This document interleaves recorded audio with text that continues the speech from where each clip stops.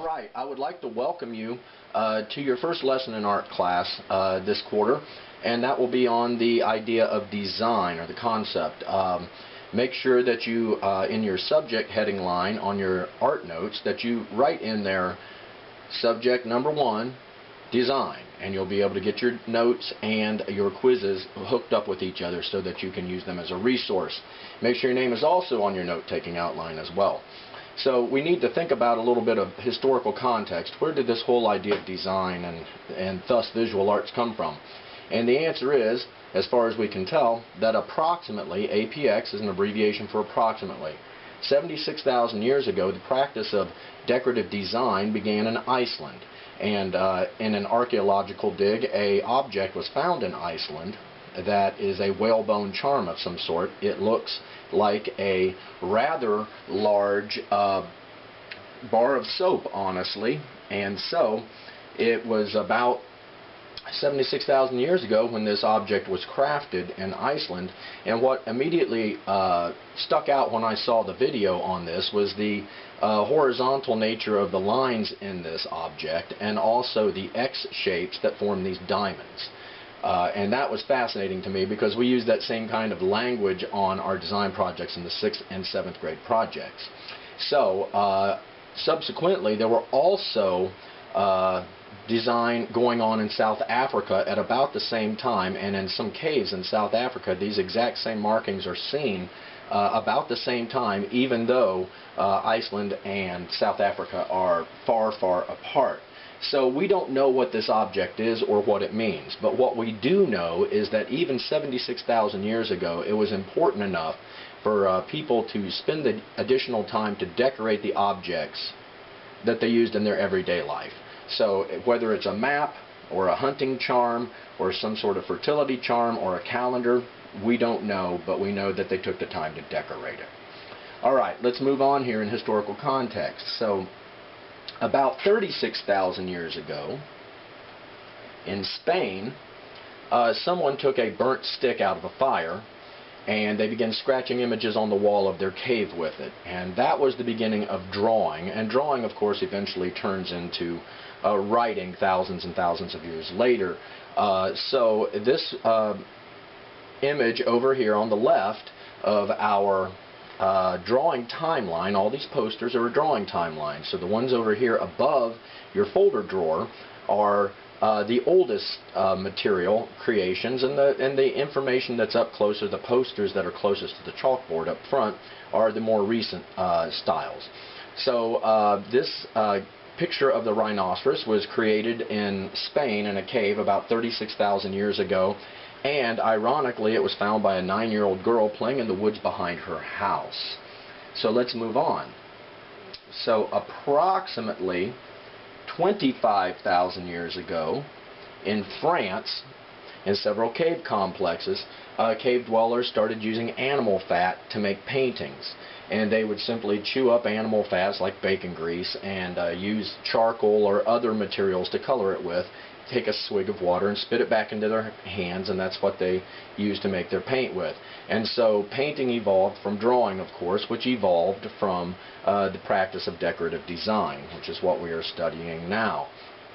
So we only know this through the prehistoric record of the images that cave people left behind, although it is pretty fascinating artwork and can be seen at several cave sites throughout the world. Okay, moving on. We have, in the 1400s, we start to see some very interesting individuals come along down the course of history. And so something called the Renaissance, which is a French word which means the rebirth of something. So the Renaissance begins, and what was being reborn, at least in Italy, was the idea of classical education, that people need to be responsible for their own ability to read, write, calculate, and work with others. And so that comes back in the Renaissance, and we see individuals such as Donatello, who was one of the very first art teachers, and Leonardo, an associate of Donatello's, a bit younger, and then Michelangelo comes along, perhaps the greatest artist in human history, and then Raphael was the last of this group, and he was the youngest of them, and Donatello had long died by the time Raphael came onto the scene. So they come up with all these ideas about what creates beauty and what, if it's missing, causes something to not be beautiful. And they come up with lessons or ideas and theories about design and the nature of beauty. And so we still use these today, and we are using them in our projects as we get ready to move on to those. So that's the end of historical context. Let's get ready to move on to the next part. All right, moving on. We're going to start now on part one. This is an interesting concept because if you think of making art like baking a cake, then if you're going to bake a cake, then you're going to need some ingredients. And one of the ingredients, if we're going to make a cake of art, or if we're going to make a piece of visual art, would be line. So if you think of it like making a cake, line is the most basic ingredient in visual art. So lines come in more than one variety that I want you to know about, and we are going to be using these types of lines on a regularly occurring basis to make our design projects, then the drawing projects, and then incorporate our knowledge into the painting projects as well. So the first type of line I want you to know about is called a straight line. A straight line, of course, if we put two dots on a piece of paper and we carefully connect them with a ruler and they don't deviate between those 2 points, then what we really have is a straight line, or a line segment if you're thinking mathematically. So if I were to give one student a rope and I were to hold the other end and we were to pull that rope really tight so that it did not sag or deviate, it was a frozen rope between that student and I, then that would be a straight line. So we'll be using a lot of straight lines, and we will also be using the alternative to straight lines, which is of course a curved line. Now if I were to give a pencil and a piece of paper to somebody and say put two dots on the piece of paper and then do not connect them with a ruler, deviate as you go between those 2 points, then you should have lines that have curves or curvation to them. So in the case of the rope, if the student were to let go of the rope on this old man, then I would get up from the floor eventually and I would show you that the rope was deviating between the point of the student and of myself. So we have straight lines and we have curved lines, and if we put them together carefully, we can get almost anything you can imagine in the form of a drawing or even in design work as well. So straight and curved, that's what you need to know about lines. Let's get ready to move on to part two. Okay, we're moving on to part two. Part two is the concept of value. Many people think that this relates to money, but it does not. Value in the visual arts is about the relationship between light images and dark images in a piece of artwork. Now, an image is the building block of visual art, much in the same way that numbers are the building blocks of mathematics and letters and words are the building blocks of language. So when we put together little images, we create a larger piece of artwork, and value is a very important part of that. And this relationship in the artwork is between images that are light and dark. So what we are attempting to get, at least at this particular level in your education, is a good relationship between the light and the dark images, where we can see where one ends and the next one begins, and it's not all just washed out too much, or it's not all too dark so that it's very difficult for your viewer to see and interpret anything in that piece of artwork. So here's something you need to know about. What we call low-value artwork is hard to see. Low-value artwork is where everything is almost all the same color, or there's so much patterning in it that you can't distinguish the subject matter from anything in the background. And so low-value artwork is difficult for your viewers to understand because the information, the images, are very close together in value and are either too dark or too light. If we think of the case of like a black dog running through the moonless jungle at midnight, well, that's going to be very difficult to see because everything is so dark. And that is what we are trying to avoid at this level. Now, on the other hand, what we are trying to achieve is called a high-value artwork. And high-value artwork shows us very clearly where one image ends and the next image begins. So if we were to have a black dog running through a golden wheat field at high noon, we would be able to see that very clearly because the images are very distinctly different in color and value from each other. So what we are trying to achieve is high value artwork where things can be seen clearly, and we are trying to avoid low value artwork because it's difficult for people to understand and see. Okay, let's move on to the next thing. All right. We've made our way to part 3 in our lecture and note-taking exercise on design, which is our first and probably most important unit. Now in part 3 you might notice it's a little bit larger than some of the other areas because in part 3 there's a little bit more information.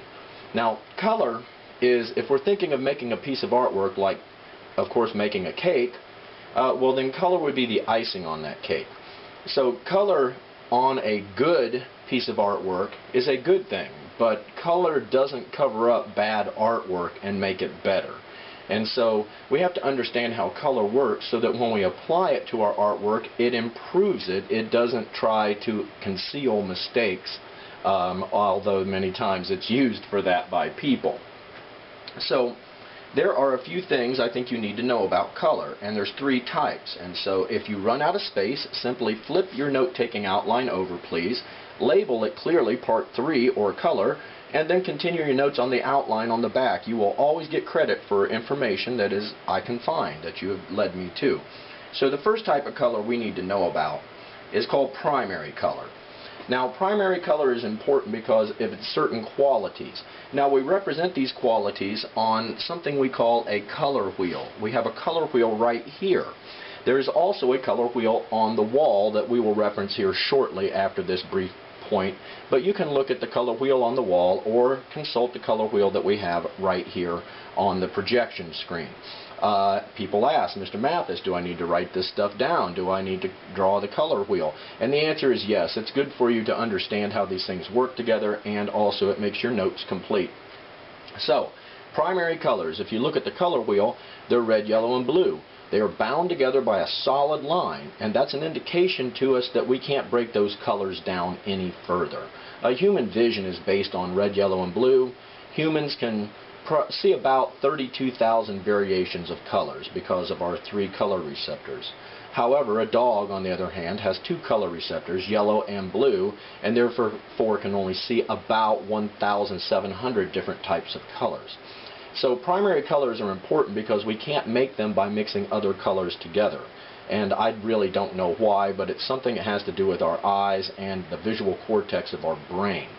Now, but what is unique about them also is that you can make all of the other colors by mixing primary colors together.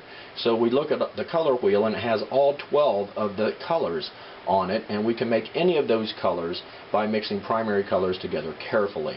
In fact, if we use some black and white, we can make any color that you can conceive of that we are able to see. So primary colors are red, yellow, and blue, and they're the primary colors that we use for making other colors. Now if we mix primary colors together carefully and in equal amounts, then we begin to get something called secondary colors. So if we consult the color wheel again, we notice that green, orange, and violet are on a broken line that is kind of upside down triangle.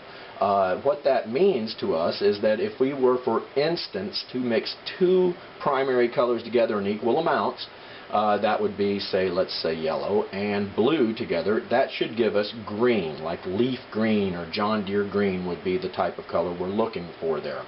So this also works if we were to mix, say, the primary color of red and the primary color of yellow, that would give us orange. Furthermore, if we were to mix the primary color of red and the primary color of blue in equal amounts, then that should give us a violet color, which is a specific wavelength of light. Looks similar to grape jelly purple. So secondary colors, green, orange, and violet. Now the last type of color that we're going to talk about in this section on color is called tertiary colors. Tertiary colors are all of the smaller dots that fall between the primaries and the secondaries. And so if we want to create a tertiary color, and that would be, of course, these listed there, yellow, green through yellow, orange, we simply would create a tertiary color by taking, say, a primary color and a secondary color and mixing them together in equal amounts, and then that should give us the color that we are attempting to create. So for instance, if we were to take the primary color of red, mix it with the secondary color of orange, then that should give us the color of red-orange. Red-orange is like the color of a grading pencil. And so primary, secondary, tertiary colors, these are the things that we need to know and understand about color before we begin using it on an art project. So let's move on to the next part. This is a color wheel. As you can see, red, yellow, and blue are joined together by a solid line. That's an indication to us that we can't break those colors down any further due to the limitations of human vision. Red, yellow, and blue are the colors that all of our other colors are built from, at least in the human mind. The secondary colors are green, orange, and violet, which, as you can see, are joined together by a dotted line.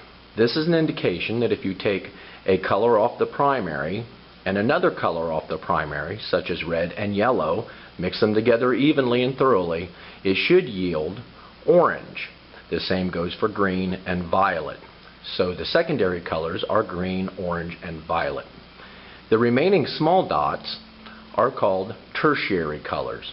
They fall in between the primary and the secondary. For instance, in the upper right is yellow-green. Yellow-green is created by making yellow and green together, and then if in equal amounts, they should come out a lime-colored green. It's that simple. Primary, secondary, tertiary. Okay, the next topic on our lesson in design here is on the topic of shape. I think most people would agree you're going to have a difficult time trying to make any type of artwork unless, of course, you use some shapes first. So there are a few things I want you to know about shape. And if we put it into our artwork properly, we get a good variety of shapes, and that makes it much more visually attractive and interesting to most viewers. So there's two types of shapes I think you need to know about. And the first type is geometric shapes. Now, geometric shapes are angular, usually based in mathematics. When you're in math class and you are studying shapes and angles, what you're studying is geometry, right? So geometric shapes are very important. They stand out very boldly against other types of backgrounds. And plus, they're fascinating for optical illusions. So these are the types of mathematical geometric shapes you encounter on a regular basis. Now, you also have many other types of polygons, of course, I'm sure you're aware of. But in this case, we're simply going to be working with a lot of things like squares, triangles, a trapezoid, the diamond shape, which is called a rhombus, and of course pentagons and other types of geometric shapes when we are trying to understand what we see when we make drawings. But it's also very important in design work because it adds a little bit of that logical angle to what you are attempting to convey to people with your messages. Moving on here is the alternative to this type, and it would be something called biomorphic.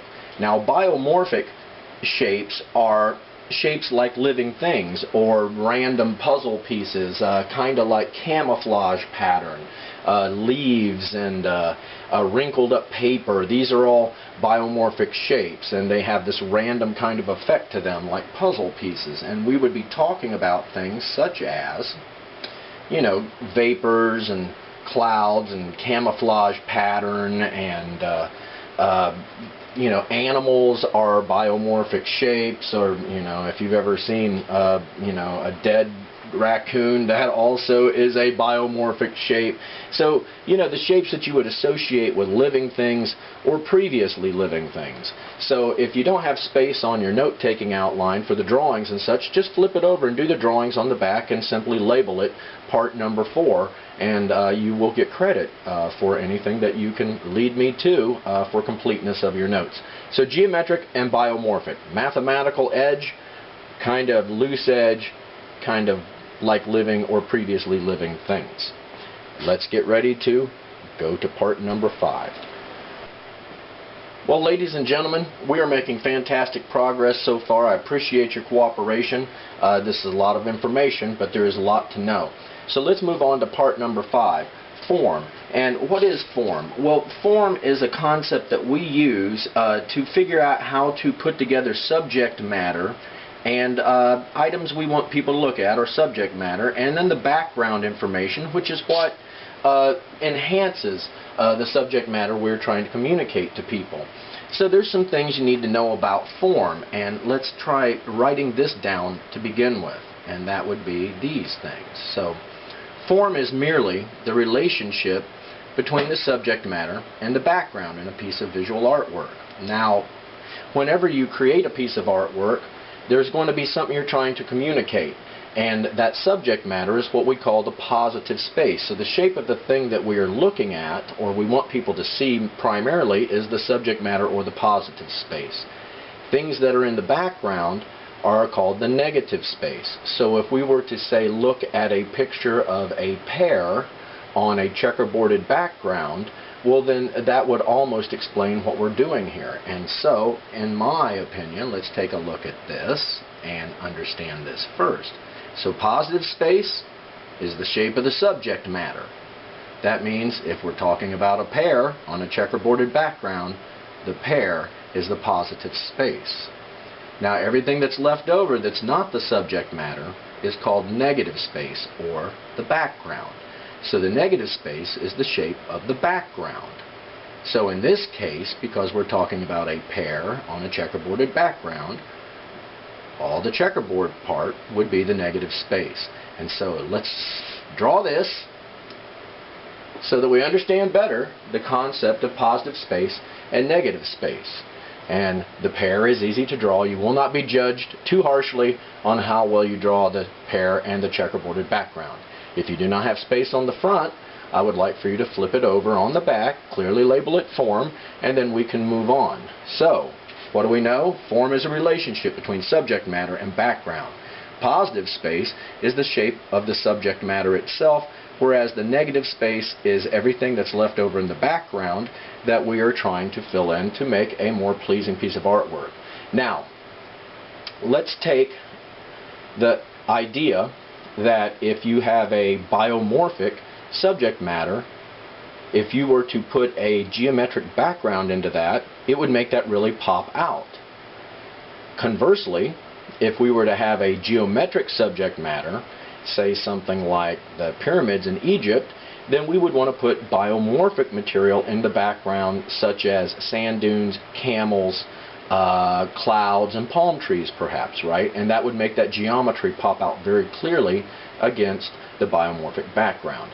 So I would like for you to take a look at these pieces of artwork that are student artworks made many years ago, but I think they really clearly explain this whole idea of form.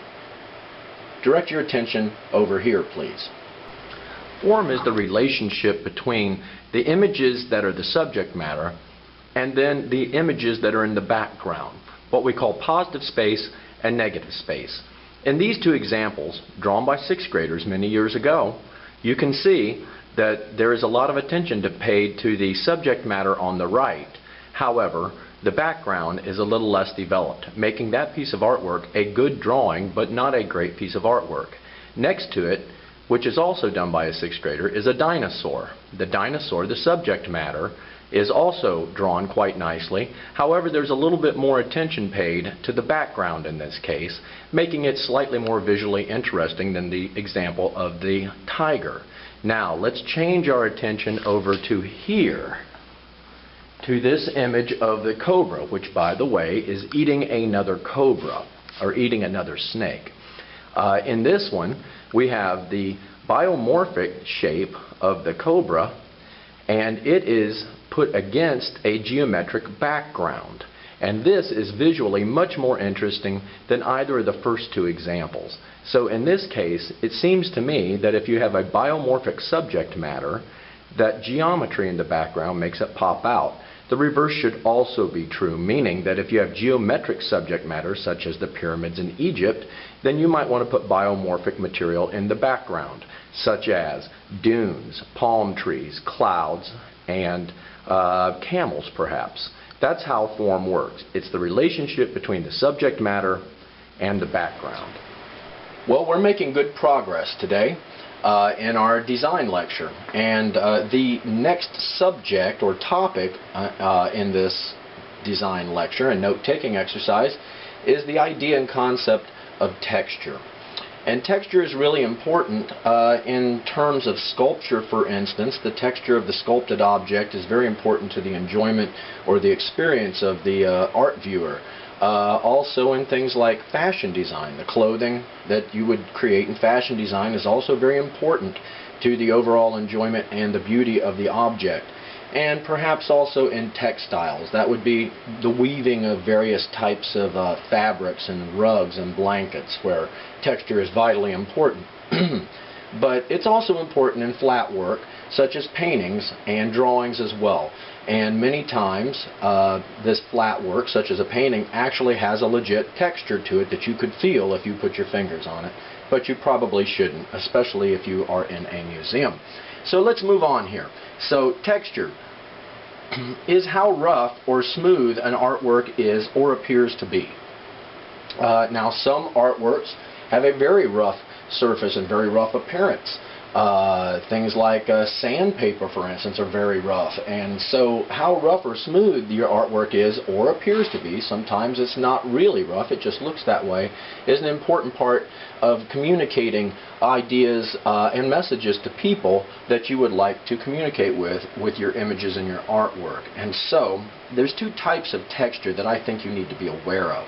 And the first one is called real texture. Real texture is tactile. That means it can be touched. So when you're petting the dog, you're experiencing real texture. If I were to give you sandpaper and you rubbed your fingers over it, you would say, wow, that looks rough. It is very rough when you rub your fingers on it, and you would say that's real texture. If you wipe out on your skateboard or on your scooter or your bicycle on the sidewalk or the street, that grinding is from the real texture of the pavement or the sidewalk. So it's like sandpaper. It can be touched. Real texture. So the alternative, though, or something that we use in considering when we want to use texture in artwork, is something called implied texture. Now, implied texture looks real, but it isn't. It's an illusion. So if we were, for instance, to take a piece of wood and put it underneath a piece of paper and rub over that with a pencil, it would begin to look like wood grain. However, it wouldn't be wood grain, of course, because it's merely an illusion or a rubbing of it. You could also use this idea with texture plates. The 8th graders make drawings where we use brick texture plates and gravel and concrete texture as well to make their buildings look more realistic. So if you were to take a piece of paper and put it onto a tombstone and rub over it with a crayon, you would see all the cracks and the letters and everything appear, but on closer inspection you would realize that that was merely implied texture. The real texture is on the tombstone. So, real texture and implied texture, the important parts of what you need to know in Part 6 of your design lesson. So, let's move on. Well, moving right along to Part 7, which of course is the topic of movement, let's continue. So, movement is an important part of artwork, and some artwork actually literally moves around. We call that kinetic artwork. But what we're trying to do in the artwork that we create in middle school visual art, at least in this class, is we're trying to create a sense of movement. We are trying to direct a viewer's eye where we want that eye to go. We want them to see what we want them to look at in our piece of artwork. So we achieve this through a couple of ways, but the first thing we need to understand is that we are trying to create a sense of movement in the artwork and move the viewer's eye around. We are not grabbing someone else's artwork and running around the room with it. That is not the type of movement we're discussing. So if you were to take a laser pointer and you were to put it on the side of a viewer's head, if they are looking at a piece of properly put together artwork, you would notice that laser moves around in the artwork as it is guided to the things that the artist wants the viewer to see. Now, a piece of artwork that doesn't have that going on hasn't got that sense of movement. So you kind of direct people's eyes around by using shapes and patterns and optical illusions to get them to look at things in a certain way, and that really increases the enjoyability of the experience of viewing the artwork for the people that look at it, and helps you communicate your message much more easily. So there's two types of ideas that we use in movement to make an artwork have a sense of movement, and the first one is called repetition. And repetition is when we use the same idea or shape repeatedly and over and over. Now we're trying to communicate an idea, and that can be very powerful by repeating it over and over and over again. However, it's also what we would call fatiguing. It's very visually tiring to your audience or the viewers to have to look at the same image or idea over and over and over again, and they will start to just say, I've seen one, seen it all. That's the way they would feel about it. But it is very powerful. So here is an example of repetition. Now it's simply exclamation marks, right? But you see that the dots on the bottom all kind of line up, the slant's all about the same way in the top portion, so it kind of moves your eye along with a steady, repetitious kind of a beat, but there's not much else that it tells you. And so it's better to sometimes mix this up. So repetition's powerful, but it's fatiguing to your viewers. But if we mix it up and we get a kind of a reoccurring pattern, we get something called rhythm. Now rhythm is merely the idea that we're moving the viewer's eye around, but we're doing it by setting up our visual material in a way that they have a beat or a pattern or a regularly occurring sequence to it.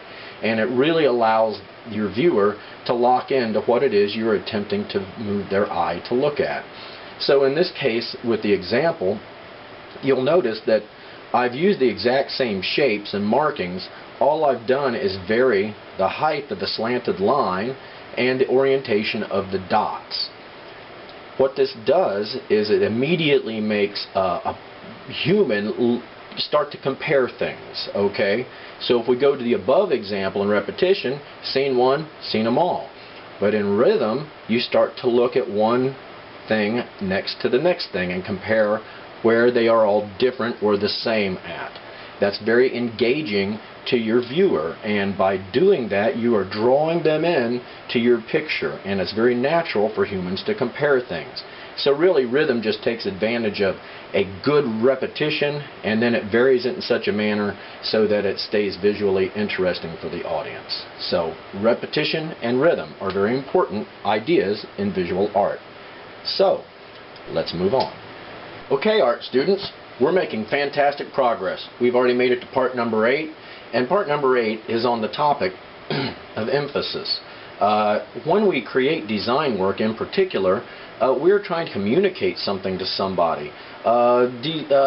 Advertising is a very common form of design work, and it always has a message in it that's trying to get you to understand something, like you really need their product. Well, when we create artwork, we also want to communicate to people what we want them to understand, and that idea is called emphasis. Now, emphasis has a couple things I think you need to know about it. Now, the first one, well, here's what you need to also know, is that visual art is simply another form of communication. It's just like language in a lot of ways. So being a form of communication, when you put a piece of visual art out there, people are going to want to look at it and try to understand it or interpret it. So when I go to the art museum, many times I will simply sit in the art museum and listen to other individuals that are coming through talk about what they see. And it's fascinating to listen to them speak about many times that they don't know what this piece of artwork is about, but they do like the colors. And so that's it's really interesting to listen to people try to interpret artwork, and many times they have profound interpretations of it.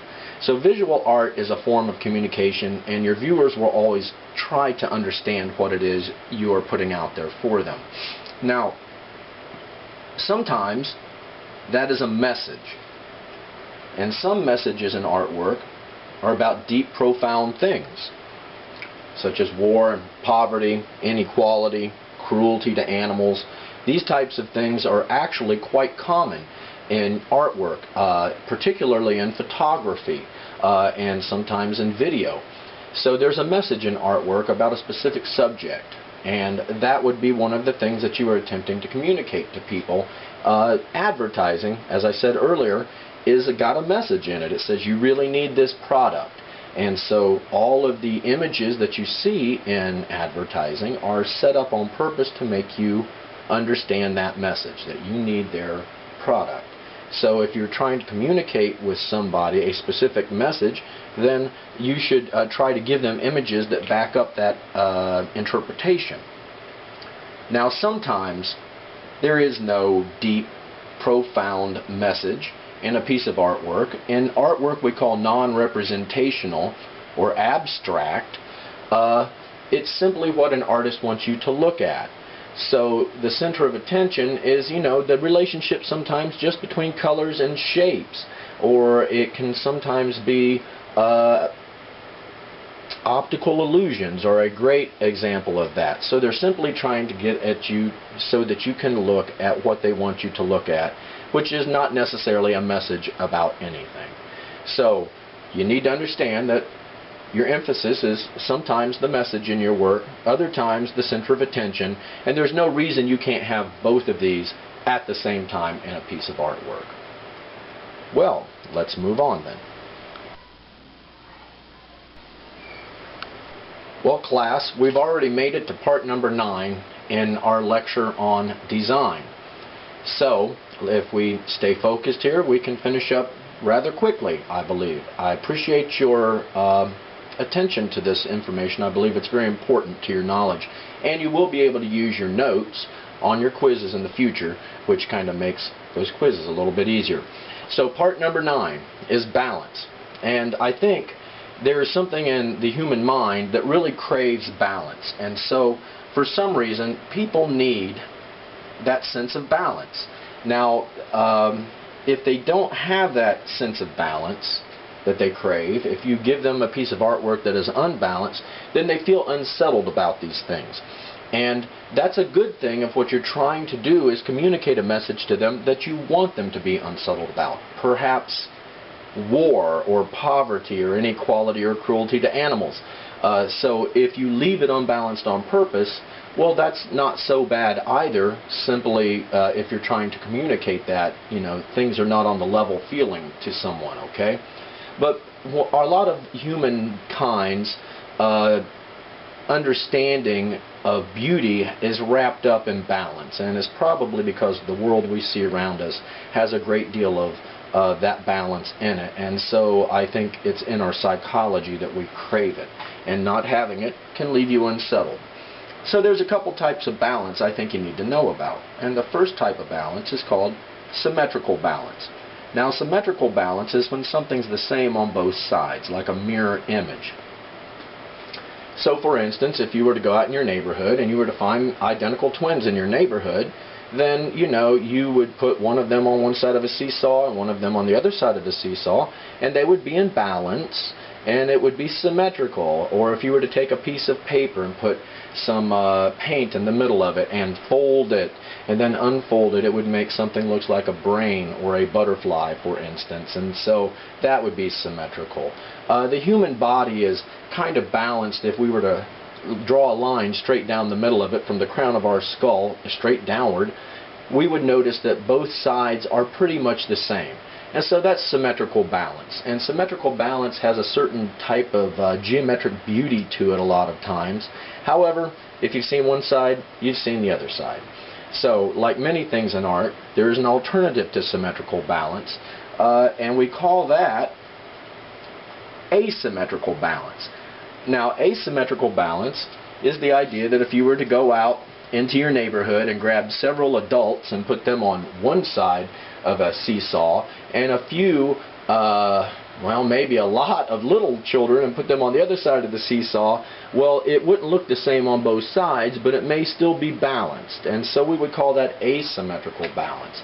If you made a piece of artwork and you put a large triangle on one side and 10 little circles on the other side, well, then that would be balanced but not the same on both sides, asymmetrical.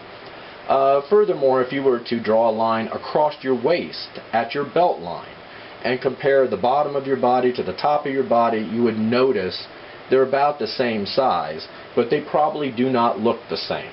And so that is also asymmetrical balance as it applies to the human body. So what we need to know about balance is that people need it, or it leaves them unsettled, and also symmetrical and asymmetrical balance are two of the tools we can use to try to satisfy that craving for balance in a person's artwork viewing. Let's get ready to move on to 10. We're doing great. Well, now we are at part number 10, art students, and if you have been running out of space, well, then you need to just flip the paper over and continue it on the back. If you need additional pages, just get your attention to me and I will make sure you have a more note-taking outline upon which you can write these notes that are very important to your success on the quizzes, and also for your just knowledge of what we're attempting to do with our project. So we've made it to part 10, and that would be unity. Unity is the whole idea that we are trying to make what we imagine. And when we can imagine something and it looks a certain way in our mind, and then we are able to create what we imagined, well, then that's unity, and that makes us feel very good about things. So what we need to understand about unity is this, is that it takes a little bit of work to achieve it. It just doesn't come out of nowhere. And so let's consider the idea that it probably is going to require something like, to make artwork, it's going to require probably a good idea to begin with. Now, once we have a good idea, then we simply have to do some planning. We need to gather the materials that we need and plan out the work so that we don't put one important part in front of another and then they don't work together in the end.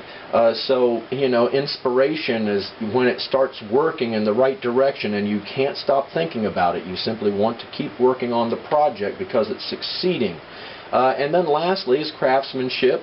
And craftsmanship is the concept that you're going to really, really do your best. Just like a craftsman who makes cabinetry or furnitures, they have to make a very fine product or no one will want it and they will always know that it was not a very good product.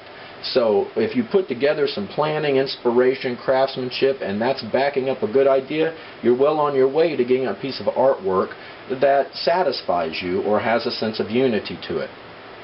So we are going to do a thought exercise at this time. And what I would like for you to do is imagine yourself in a completely gray room. Gray walls and floors, nothing in it whatsoever.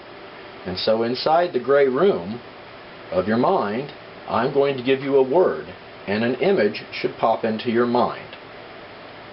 The word is chair. Now, I'm sure in everybody's gray room of their mind, everybody's chair is slightly different. I always think of the chairs in Van Gogh's bedroom. Some people think of rocking chairs. Some people think of these chairs that we sit in every day around here. Some people think of the lounge chair that they watch football in on Sundays during the fall. Whatever your chair was, if you could build that chair that you imagined and put that chair that you imagined right next to the chair that you built, and they looked almost exactly alike, that would be unity.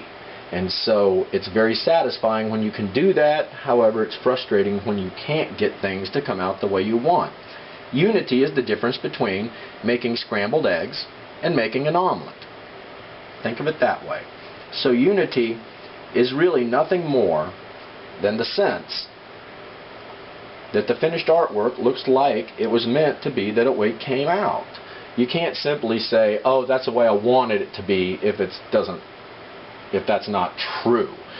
People will see through that, and you will always know on your own, in your mind and heart, that it wasn't the way you wanted it to be. It just kind of came out that way, and you accepted that. Many pieces of artwork never achieve unity, so you can't get frustrated if it doesn't work out perfectly the first time or any other time sometimes. So making artwork is an adventure. Unity is the reward for creating a good piece of artwork. So let's get ready to move on. We're making outstanding progress. Alright, art students, we've made it to the extra credit, and we are coming down the home stretch of this lecture on design. Now, this extra credit question is something I've been using on quizzes since about 1998, and it concerns sports in this case. Normally it's about art, but in this case it memorializes a football player that passed away in 1998 that I really thought very highly of. And so the question is this: what great running back from the Chicago Bears died in 1998? In 1998, I was teaching art in Yellow Springs, and this lesson was the lesson I was teaching at that time. And this individual was a great running back and was very highly thought of. And when he passed from pancreatic cancer, I was very saddened by that. And so I chose to memorialize him in my notes and in this particular extra credit question. So if anybody knows the answer, this is the time to come up with it right now.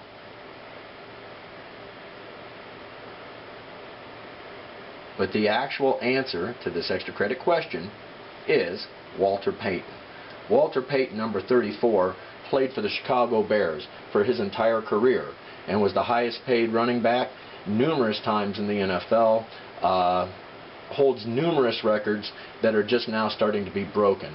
One in particular that I think is very interesting is the number of touchdowns thrown by a non-quarterback. Walter Payton threw 6 touchdowns in his career, and he was a running back. Subsequently, LaDainian Tomlinson threw 6 touchdown passes and then promptly retired. So each year the Walter Payton Award is presented for community service, and it's very highly sought after by deserving members in the NFL, and it's awarded around the Super Bowl. Sometimes it's awarded at the Super Bowl. So it'll be interesting this year to see who the NFL Walter Payton Award winner is, the Man of the Year Award. This is the end of your notes. You need to make sure they're labeled properly as subject number 1, design. Make sure your name is on them. Put them away and safeguard them in your folder so that you will have them when we have our quizzes here in the future. Thanks for your attention, and let's get ready to pack it all up. Thank you.